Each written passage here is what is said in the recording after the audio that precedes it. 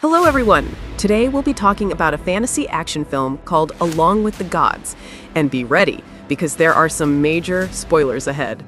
The story begins in the heart of South Korea, where a massive building is engulfed in flames. Inside, a brave firefighter named Kim Ja-hong, or Hong, is risking his life to save others. As he leaps out of the burning structure with a young girl in his arms, the fire burns through his safety rope. He plummets toward the ground, his life flashing before his eyes. Miraculously, the man awakes up after saving the little girl. Dazed, he rushes to check if she's hurt, but no one around him seems to hear or see him. Then, out of nowhere, two strangers in suits approach him with calm smiles. They introduce themselves as Chun and Mok, guardians from the afterlife. They tell Hong that he's already dead, but not just any soul. He's a paragon, a rare and virtuous spirit. Their mission is to escort him through 7 trials of judgment before he can be reincarnated. Still in shock, Hong watches as firefighters try to revive his lifeless body. His comrades cry beside him. Overwhelmed, he screams that he can't die yet. He needs to see his mother one last time. But his body begins to float upward, pulled toward a massive glowing portal in the sky. As they ascend, even the guardians are moved by his love for his mother. Soon they enter a vast dimension filled with countless souls, all waiting for judgment. There, they meet the third guardian, Rim, the leader who has guided 47 souls to reincarnation over the past century. Rim congratulates Hong on being a paragon, but Hong insists he's not a good person. Before he can explain, the group is suddenly transported into a fiery landscape, the Mountain of Murder.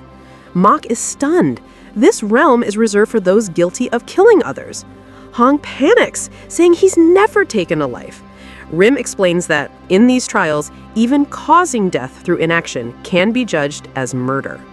Soon they stand before a blazing arena where a massive pit of lava opens beneath them. Screams echo as condemned souls desperately try to climb out, only to fall back into the flames. The trial begins. The prosecutors accuse Hong of letting a fellow firefighter die when he could have saved him. They demand that he suffer in the lava pit for 5 years to atone. But Rim intervenes, presenting evidence that changes everything. Hong did try to save his friend. He struggled to lift the debris trapping him, but it was impossible. His colleague, realizing that there was no way out, begged Hong to save the civilians instead. Because of Hong's decision, 8 people lived that night. Hearing this, the judge acknowledges Hong's heroism and dismisses the charges. Hong passes his first trial, but the victory feels hollow.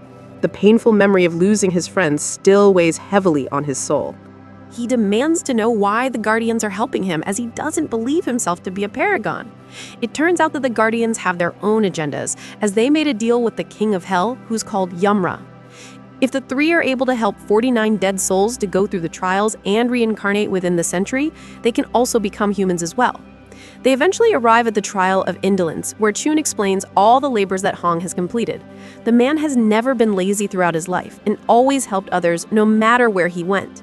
This even means knocking over beehives and subjecting his whole team to terrible stings, or rescuing some grumpy cat on the edge of a building and breaking the owner's Lamborghini with his head. The judge was so moved by Hong's contributions that she orders the prosecutors to immediately build a statue in honor of the paragon. However, when she inquires about why the man wanted to live his life so fully, Hong replied that the reason was simply for money.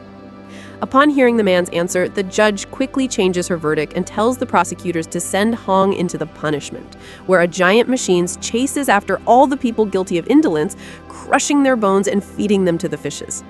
The Guardians try their best to help their defendant and begs the goddess to look closer at the man's life. The reason Hong worked so hard to make money was because he wanted to support his mother, who was sick, and his brother, who wanted to go to law school. Hong worked so much that he often disregarded his own health, and his desire for money is therefore not due to selfishness. After realizing the man's true motivations, the goddess finds that Hong is not guilty, as he only wanted to help his family. The group quickly boards the boat that will take them to the next location, but before they can celebrate, they notice that they are being pursued by numerous monsters. The team unleashes their weapons and tries their best to defend against the creatures. They're able to defeat many of the enemies by cutting them into pieces, but the captain finally gets knocked over the ship and barely hangs on. Mok is forced to defend the ship all by himself while giving his leader the chance to recover. In the final moment, Mok strikes a large stone pillar that causes the rocks to fall, finally saving them from the monster's pursuit. The man explains that this can only happen because a family of Hong has died and became a vengeful spirit. In order to stop other monsters from pursuing them in the future, Rim decides to visit Hong's family in order to find out the truth about what happened. He goes to Hong's residence and notices that the mother is clearly alive.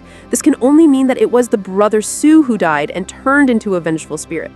The evil aura tries to run away while the guardian chases closely behind. Rim tries to stop the spirit by catching it using his weapon, but the ghost manages to avoid the attacks from behind.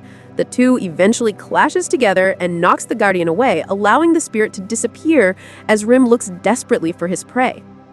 The guardian follows the trail to a military base, where he noticed the soldier talking about Sue and referring to him as a deserter. What's even more curious is that the captain and one of his fellow soldiers is clearly hiding something. Rim disguises as a colonel of the army and proceeds to question the captain about Sue, accusing him of killing the man. Surprisingly, the captain begins blackmailing the guardian out of fear, which further confirms that he's responsible for the brother's death. On the other side, Hong is being questioned by the goddess of deceit and accused of writing numerous false wills and testaments for his colleague, who he failed to save earlier. He gave these writings to the man's daughter, lying to her by pretending to be the girl's father. The goddess immediately orders the man to be tied up and prepares to punish him by cutting off his tongue. Luckily, Rim is able to connect to his team through telepathy and argues for Hong's actions. It turns out that he also wrote false letters to his mother, lying about how great his life is and how wealthy he became. Rim argues that these are all attempts to comfort the people that he cares about by providing them hope that reality can't offer and allowing them to live on. Upon realizing that Hong did all this in order to provide others a reason to live on, the deity forgives the man's crimes as the intentions were never to harm. After the trial, Rim lies to Hong and tells him that his families are doing fine, but quickly informs the team about the truth regarding Hong's brother. Rim goes back in time to see what really happened on the night of Sue's death and realizes that his comrade, Dong, shot the man by accident after switching off the safety.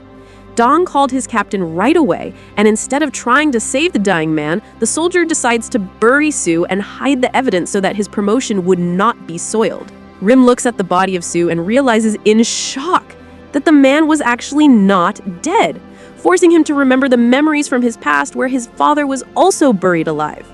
At the same time, Hong has arrived in the hell of injustice, where the people are frozen for years in order to pay for their crime of not helping others. Thankfully, Hong's profession as a firefighter means that he'll not be judged here, but instead be allowed to move on to the next location. During the ride inside the cable car, it's revealed that the Guardians all have their memories erased except for their leader, Rim. Mok tries to stop his teammate from revealing any more about their limitations, but accidentally informs Hong that his brother is in fact the vengeful spirit. Upon realizing the truth, the man's unstable psyche shakes the entire realm and breaks the cable car, nearly dropping his guardians below. But Hong is able to pull himself together in the last moment and offers to help his teammates. The three eventually arrives in the Hell of Betrayal, where a beautiful goddess judges the people who betrayed their loved ones by trapping them in a mirror and shattering the victims. Luckily, Hong was a paragon in his lifetime and did not betray anyone, allowing him to move on safely from this location as well. At the same time, Rim is able to find the vengeful spirit in a nightclub where he's trying to kill one of soldiers who buried him alive. The Guardian chases after Sue right away, and they fight continuously in the air while flying through the city. Rim is able to capture the spirit by setting a trap and tying him onto the building using a magical rope. The Guardian tells the spirit that he needs to forgive his killers in order to be reborn, or else he'll be destroyed forever, but this only served to remind Sue about how he was buried alive and betrayed by his best friends, causing him to scream in rage and break free by creating a massive shockwave. On the other side, after drinking numerous amounts of alcohol, Dong has decided to give the location of the body to Sue's mother, unable to bear with the guilt any longer. The woman opened the map and finally sees the location of his youngest son, while Sue watches everything from behind his mother. The vengeful spirit goes to Rim and tells the Guardian that he has decided to forgive Dong after seeing the soldier's guilt and how the location of the body was given to the mother. Sue begs the guardian to act like a medium so that he may talk to Dong for the last time, promising that he'll go through the trials afterwards. The spirit talks through the man and tells the soldier that he forgives him and to not waste any more tears on something from the past. Meanwhile, Hong has reached the hell of violence and sees a giant hole in which they must jump into in order to reach the trials. The man falls into the massive opening and crashes into a giant rock, but Mok is able to catch his teammate and land beside Hong. However, Hong slides towards the two and knocks them over by accident, causing them to free fall once again towards the bottom of the pit. Mok rushes towards the two while Hong is able to grab the girl and tries to save her from the crash just like before he died. Surprisingly, their fall is quickly stopped at the last moment after reaching the bottom. The trial of violence begins and the prosecutors accuse Hong of beating up his brother in high school. This action was especially unforgivable as the young boy was suffering from malnutrition due to how poor the family was at the time. In fact, Hong never sought out forgiveness after the fight as he ran off away from his family the very next day and never went home ever since. The judge decides quickly that the man is guilty of violence towards his own family and plans to send him into a pit where people are constantly hit by rocks as punishment. Seeing that Hong is about to be sentenced, Chun quickly demands the judge to hold off the conviction and look at the final trial together with the current one, as they are closely related. This play is very risky, as it requires the guardians to forfeit their powers in the afterlife if Hong was found to be guilty on the next trial. Unfortunately, the guardians quickly learn the truth about what happened on that night of the fight. Sue woke up after seeing his brother kneeling before their mom and demands to know what Hong was doing, but soon finds out that the boy was trying to kill his own mother using a pillow. Sue tried to stop his brother immediately, which caused Hong to eventually drop the pillow and begin punching the young boy continuously with anger. It turns out that Hong felt very hopeless at that time of his life, as their family was so poor and his mother was gravely ill. The only way he believed that can end their suffering was through death and nothing else. This is also why he felt extremely guilty afterwards and ran away from home, never returning to his family ever again. After hearing this, the guardians become hopeless as they realize that there is no way they can win the trials now, especially in the final hell of filial impiety. At the same time, Rim is trying to bring Sue towards his body so that the spirit can finally begin the journey towards reincarnation as well. When they arrive at the military camp, Sue was surprised to see that his mother is here, begging the soldiers to bring her to her son's body. The captain of the army sees this and rushes towards the woman, ripping her signs into pieces and pushing her onto the ground, causing her to faint in the exertion. Sue sees that his mother is being attacked by his killer and becomes engulfed in rage, quickly turning into the vengeful spirit that he was before. He breaks free from the restraints and grabs onto the guardian, throwing the man away using tremendous force. Sue's fury becomes so intense that he turns into a giant tornado, engulfing all the soldiers in the area and opening a gateway towards the afterlife itself.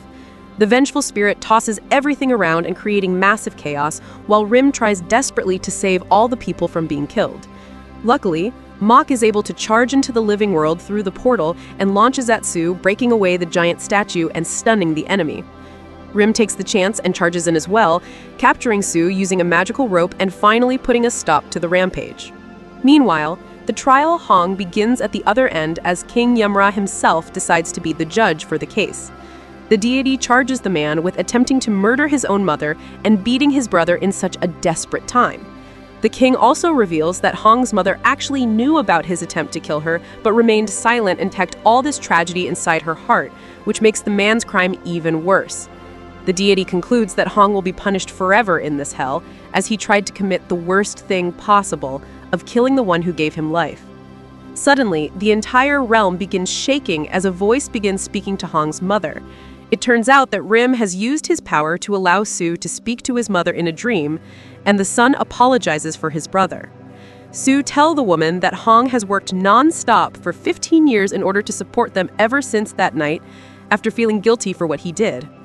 Surprisingly, the mother reveals that she has forgiven her son a long time ago and apologizes herself for not being able to provide for her children.